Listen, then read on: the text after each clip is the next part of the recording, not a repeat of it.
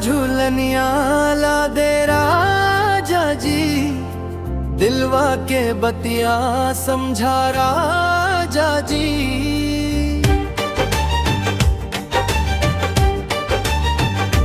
ओ तुहरे बिना लागे ना मनवा कहीं, आजा हो सजना सजा दे जिंदगी।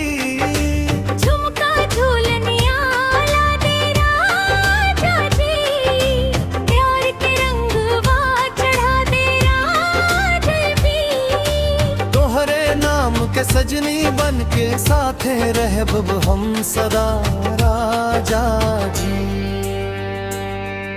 सावन के बदरिया छा गइल बा, मनवा में तोहरे याद आ गइल बा। गोरिया के अंखिया राह तकेला, आवे के खबरिया नहीं मिले बा।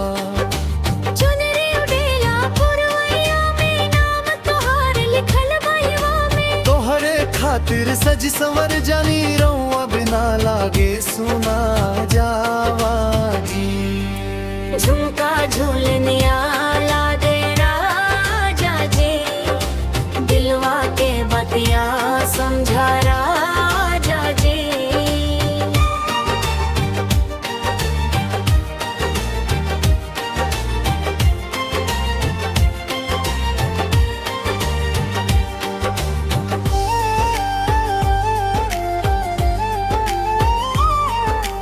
हाट बाजार में घूमे के मनबा,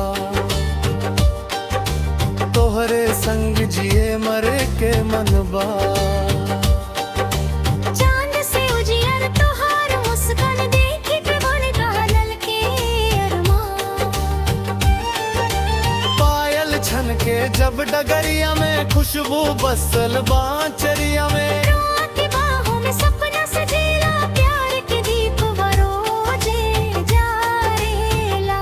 मुखड़ा झुमका झूलनिया ला दे राजा जी, दिलवा के बतिया समझा राजा जी।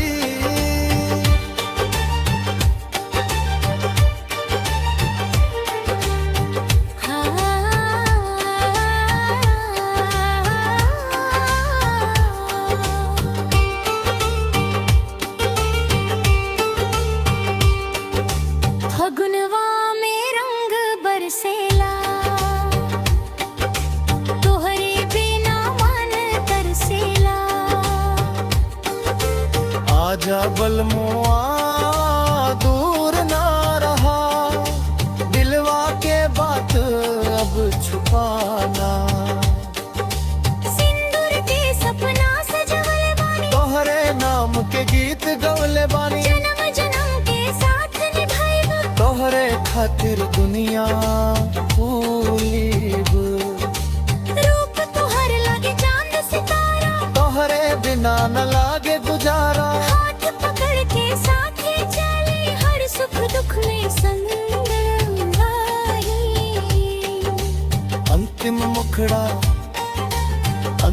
मुखड़ा झुमका झूलनिया ला दे राजा जी, दिलवा के बतिया समझा राजा जी।